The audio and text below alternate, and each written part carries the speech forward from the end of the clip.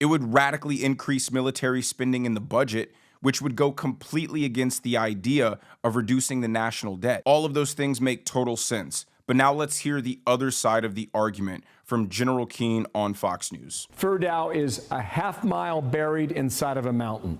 And you believe the United States has no choice but to get involved with the Iranians? Explain that, sir. Well, it's in the United States core national interest that Iran does not have a nuclear capability and get to it. That's a fact. And this capability, if we leave it there, the Ayatollah will recover and rebuild. And that's what he's absolutely counting on. That's why he never was willing to dismantle the program himself with verification. That would end his program. Here he believes he has a chance. And that's what these guys are all about.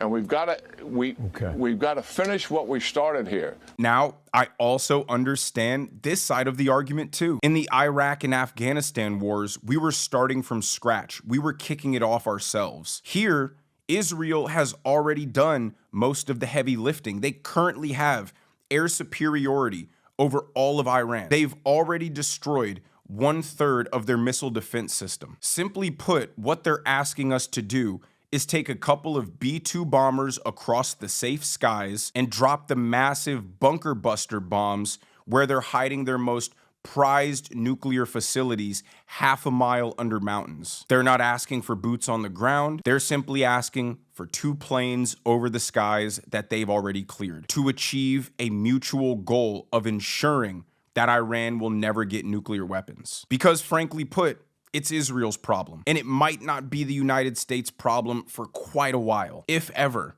But the reality is, if they get the capabilities to nuke Israel, do you think we're going to war anyway once they do that? And at that point, we're making a much larger military commitment because an ally has been nuked. So we're essentially in the situation where, do we send 2 B-2 bombers today?